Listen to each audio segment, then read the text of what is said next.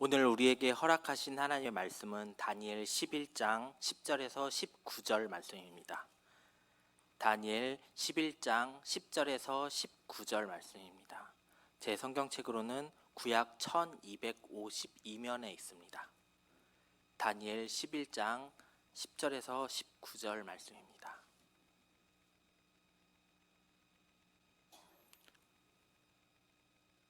우리 다 찾으신 줄 알고 함께 봉독하시겠습니다. 그러나 그의 아들들이 전쟁을 준비하고 심히 군대를 모아서 물이 넘친같이 나올 것이며 그가 또 와서 남방 왕의 견고한 성까지 칠 것이요 남방 왕은 크게 노하여 나와서 북방 왕과 싸울 것이라. 북방 왕이 큰 무리를 일으킬 것이나 그 무리는 그의 손에 넘겨준 바 되리라.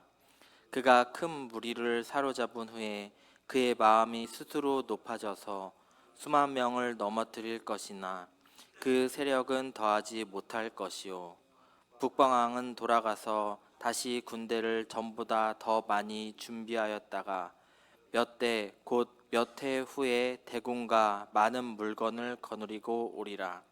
그때 여러 사람이 일어나서 남방왕을 칠 것이요 내 백성 중에서도 포악한 자가 스스로 높아져서 환상을 이루려 할 것이나 그들이 도리어 걸려 넘어지리라.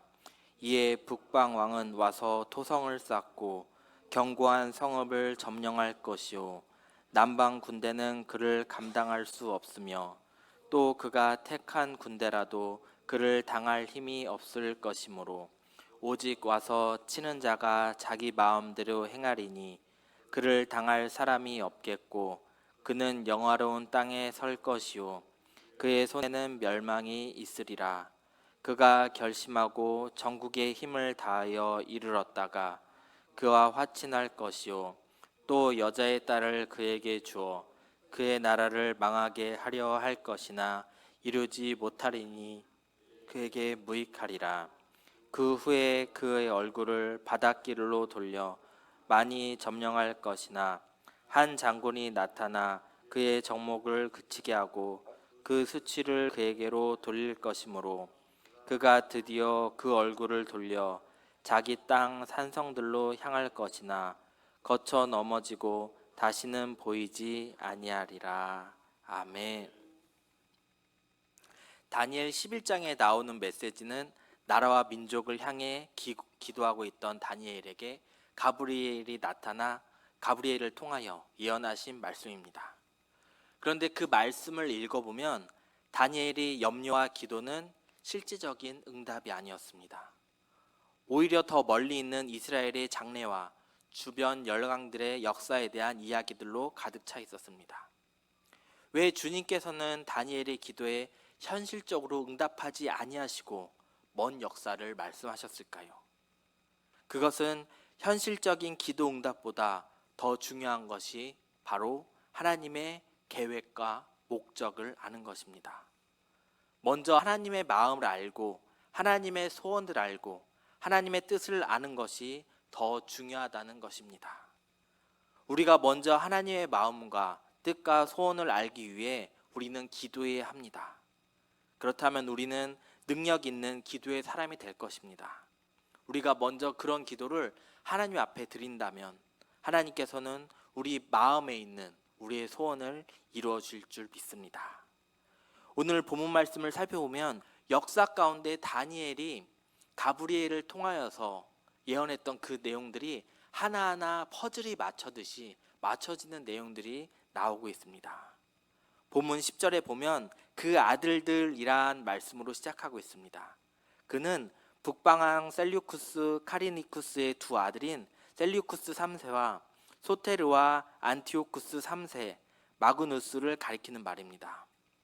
처음에는 왕위를 물려받은 셀류쿠스 3세 소르티였지만 2년 만에 전쟁 중에 암살당하고 그리고 결국 안티오쿠스 3세가 마그누스 왕위를 이어받아 37년 동안 나라를 다스리며 안티오쿠스 대제라는 별명을 얻게 됩니다. 이때 그는 즉위한 즉시 낭방 정책을 펴서 당시 애굽이 톨레미 왕조가 지배하고 있던 팔레스틴을 공격하여 점령하였고 더 나아가 애굽 본토까지 침공을 합니다.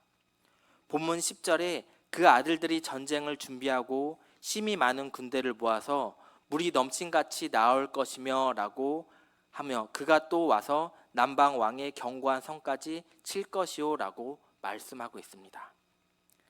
당시의 전력에 대해 북방왕은 6만 2천 명의 보병과 6천 명의 기병 그리고 102마리의 코끼리로 구성된 군대들을 모아 쳐들어왔습니다. 정말 성경의 예언대로 심히 많은 군대를 모아 물이 넘친같이 나와 팔레스틴을 점령하고 애굽 본토까지 침공할 수 있었던 것입니다. 하지만 11절에 이에 남방왕이 크게 분노하여 북방왕과 더불어 싸워 그 전쟁에서 승리하게 됩니다. 당시 남방왕의 전력은 7만 명의 보병과 5천 명의 기병 그리고 73마리의 코끼리로 구성되어 있었다고 합니다. 전력에는 그렇게 큰 차이가 없어 보이지만 남방왕이 크게 승리하게 됩니다.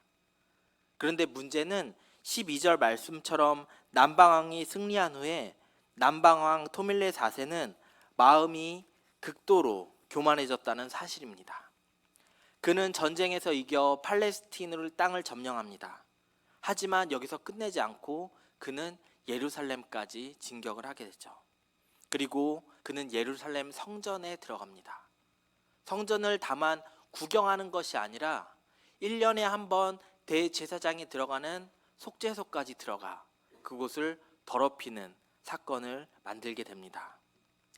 그래서 결국 그는 하나님의 심판을 받아 원인을 알 수 없는 질병에 걸려 갑자기 사망하고 말았습니다. 역사가들은 그가 전쟁이 끝나자 본국으로 들어와서 사치와 안일함에 빠져 더 무능한 통치자로 전락되었다고 기록하고 있습니다. 그러나 하나님의 섭리 가운데서는 그가 하나님의 성전을 더럽혔기 때문에 그는 저주와 심판을 받았던 것입니다. 또한 12절 말씀에 보면 그 마음이 스스로 높아져서 수만 명을 넘어뜨릴 것이나 그 세력은 더하지 못할 것이요 라고 말씀하고 있습니다. 그의 갑작스런 죽음으로 그의 왕위를 이어받을 아들이 고작 4살이었습니다. 그의 아들 4살 톨레미 에피파누스가 왕이 됩니다. 이 사건은 남방왕의 세력을 약화시켰고 북방왕이 애굽을 치러 오기에 가장 적절한 환경을 만들고 말았던 것입니다. 오늘 본문을 읽을 때 우리는 다니엘서 11장 1절 말씀에 관심을 가져야 합니다. 1절 말씀을 살펴보면 바로 역사는 하나님께서 누구를 돕고 누구를 강하게 하셨는가의 관점에서 보여야 한다는 사실입니다. 남방왕 톨레미 4세는 자기가 승리한 원인이 하나님의 도우심과 강하게 하고 있었다는 사실을 몰랐던 것입니다. 그래서 그는 교만하였고 예루살렘의 지성소 안에 과감히 들어가 그가 하나님을 짓밟아 버리는 하나님의 권위를 누리려 했던 그 사실을 볼 수 있습니다. 우리가 성공적인 인생을 살아가고 싶다면 하나님의 도우심과 강하게 하심을 구할 수 있어야 합니다. 우리가 이 사실을 깨닫고 날마다 겸손하게 주님을 높이는 삶을 살아간다면 우리는 하나님께서 주시는 축복으로 말미암아 평안한 삶을 누릴 수 있을 것입니다. 결국 북방왕 안티오쿠스 대제는 전보다 더 많은 대군을 준비하여 애굽을 침공합니다. 14절 나와 있는 여러 사람들이 일어났다라고 했는데 당시 북방왕은 혼자 애굽을 침공한 것이 아니라 마게도니아의 필립 5세와 동맹을 맺어 침공한 것을 예언한 것입니다. 그때 유대인들도 가세했는데 내 백성 중에서도 강한 자가 스스로 높아져서 이상을 이루려 할 것이라는 말씀이 그런 의미입니다. 강한 자라는 말은 오랫동안 애굽의 지배를 받아왔던 유대인들이 시리아와 친동맹을 맺어가면서 독립을 도모했던 혁명 동맹자들을 이야기를 합니다. 당시 유대인들은 친애굽주의자들과 친시리아주의자들로 서로 경쟁했다고 합니다. 이들은 그렇게 함으로써 이상을 실현하려고 했지만 의도대로는 되지 않았습니다. 본문에 그들이 도리어 넘어지리라 라고 말씀하고 있습니다. 이들의 전략으로 애굽의 지배로부터는 벗어났지만 그보다 훨씬 더 악랄한 지배자인 시리아의 안티코스 에피파네스의 지배에 들어가게 된 것입니다. 15절 말씀을 보면 북방 왕은 이제 본격적으로 남방 왕을 향해 공격하기 시작합니다. 학자들은 본문에 기록된 성읍이 시도온이었다라고 해석을 합니다. 당시 남방 군대는 스쿠파네스라는 유명한 장군이 있었는데 처음에는 안티오쿠스 대제가 이 장군을 이길 수 없었다라고 합니다. 하지만 시돈에서의 승리를 통해 완전히 스쿠파네스의 군대를 몰아냅니다. 그 후에 남방 군대는 다른 장군들을 파견하여 공격하였지만 결국 북방왕을 이기지는 못했습니다. 결국 이 전쟁의 승리를 통해 그 후로부터 계속 팔레스틴의 주도권을 북방왕 시리아가 장악하게 됩니다. 이걸 통해 16절 말씀처럼 안티오쿠스 대제의 건세는 아무도 막을 사람이 없는 건세가 되었습니다. 하나님께서 왜 이런 역사를 이처럼 상세하게 미리 예언하였을까요? 당시 유대인들은 오늘 이 다니엘서를 가지고 있었을 것입니다. 그들은 역사의 소용돌이에 휘말렸을 때 이 다니엘서를 읽으면서 하나님의 목적과 계획 가운데 모든 것이 정확하게 성취되고 있음을 보았을 것입니다. 하지만 이들 중에서도 하나님의 말씀을 믿지 못하고 인간적인 계획을 세우는 사람들이 있었습니다. 하지만 14절 말씀처럼 그들의 이상은 실현되지 못했고 결국 말씀대로 모든 것이 성취되었습니다. 마지막 17절부터 19절은 안티오쿠스 대제의 몰락이 나옵니다. 17절에 그가 결심하고 라고 시작을 합니다. 안티오쿠스는 애굽을 정념하려고 하지 않고 남방 왕과 화친을 맺었습니다. 왜냐하면 그는 조만간 로마와 전쟁을 해야겠기 때문에 남쪽 나라에 신경을 쓰지 않아야 될 상황이었습니다. 그래서 그는 여자의 딸을 남방 왕에게 주어 협정을 맺으려 했습니다.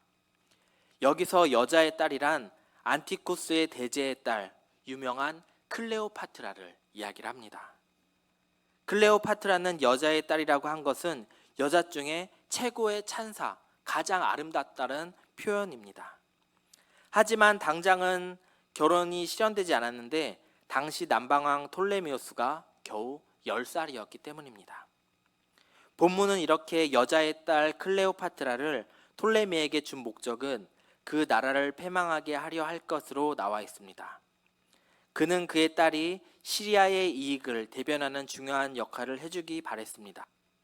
하지만 그의 딸은 그의 목적을 잊어버린 채 이루지 못하리니 그에게 무익하리라처럼 그의 아버지를 배신하고 남편에게 충실한 아내가 되어버렸습니다. 그래서 여러분들도 다 아시다시피 클레오파트라의 배신으로 안티오쿠스 대제는 로마와 전쟁을 할 때 중립을 지켜야 할 애굽으로부터 공격을 받게 됩니다. 그리하여 안티쿠스 대제의 전략은 완전히 실패하게 됩니다. 18절에서도 그 후에 그가 얼굴을 섬들로 돌이켜 많이 취하였다고 합니다. 이것은 안티오쿠스 대제가 에게의 수많은 섬들과 소아시아 지역을 점령한 사건을 의미합니다. 당시 그에게는 카르타고 출신의 한니발이라는 유명한 장군과 연합하여 헬라 본토까지 침입하였습니다. 이걸 통해 로마는 안티쿠스 대제를 제지할 필요를 느끼게 됩니다. 그래서 로마는 루시우스 스키피오라는 장군을 보내어 안티오쿠스 대제를 공격합니다. 본문 18절에 한 대장이 있어서 그의 보이는 수욕을 씻고 그 수욕을 그에게로 돌릴 것이므로 라는 말씀이 있습니다. 바로 스피키오 장군이 안티오쿠스를 완전히 제패하고 소아시아 전체를 로마가 차지하게 된 사건을 말하는 것입니다. 또한 19절 말씀에 그가 드디어 그 얼굴을 돌이켜 자기 땅 산성들로 향할 것이나 라고 말씀이 있습니다. 그가 본국으로 귀환했을 때 그가 주피터 신전을 약탈한 사건을 의미합니다. 그는 유럽에서 소유하고 있던 모든 것을 포기하도록 강요당했습니다. 그래서 바닥난 재정을 메꾸기 위해 사원을 약탈하고자 했지만 여기서 격분한 그의 부하들이 그를 넘어뜨려 죽여버렸던 것입니다. 그가 거쳐 넘어지고 다시는 보이지 아니하리라 라는 말씀처럼 결국 그는 본국으로 귀환한 뒤 1년도 못 되어 생애를 마감합니다. 오늘 본문 말씀의 마지막 말씀인 그가 거쳐 넘어지고 다시는 보이지 아니하리라, 이 말씀은 우리에게 아무리 강한 능력이 있고 지혜가 있고 물질이 있더라도 우리의 인생이 이처럼 거쳐 넘어지고 다시는 보이지 않는 인생이 될 수 있다는 사실을 기억하며 살 수 있길 바랍니다. 모든 걸 엉망으로 만들어 버릴 수 있는 분의 역사가 오늘도 강력하게 우리를 다스리고 있다는 것입니다. 우리는 다시 다니엘서 11장 1절 말씀을 잘 기억할 수 있길 바랍니다. 하나님은 우리를 도우시고 강하게 하시는 사람입니다. 하나님께서 세우시는 사람을 통하여 역사가 만들어지고 하나님께서 넘어뜨리는 자들을 향하여 다른 역사가 또 기억됨을 바라볼 수 있길 바랍니다. 하나님께서는 모든 계획을 좌절시키시고 엉망으로 만들어버리는 경험이 아니라 정말 내 삶을 도우시고 인도하시는 분이심을 기억할 수 있길 바랍니다. 말씀을 정리합니다. 여러분, 제가 서두에 이렇게 말씀을 드렸습니다. 우리가 기도의 지경을 넓혀야 한다고요. 하나님께서 누구를 세우시고 누구를 낮추시는지 우리는 볼 수 있는 눈을 키워야 합니다. 그리고 우리가 하나님의 뜻과 하나님의 방법을 깨달아 알기 위해서는 우리가 하나님 앞에 날마다 나와 기도해야 합니다. 그리고 나의 소원을 위해서 기도하는 것이 아니라 하나님의 뜻이 이 땅 가운데 이루어지길 위해서 기도해야 합니다. 그렇다면 우리는 다니엘처럼 더 넓은 시각으로 더 하나님의 뜻을 이루어가며 기도할 수 있는 것입니다. 사랑하는 여러분, 사순절 기간 주님 앞에 나와 주님의 뜻을 간구하며, 주님, 제가 이 땅 가운데 어떻게 살아가야 하겠습니까? 어떤 방법으로 살아가야 하겠습니까? 하나님께서 말씀하신 대로 순종하며 나아갈 수 있는 기도를 하나님께 드리실 때 하나님께서 우리의 삶을 평안케 하시며 형통케 하심을 믿습니다. 그의 뜻을 따라 기도하시는 저와 여러분이 되길 주님의 이름으로 권면합니다.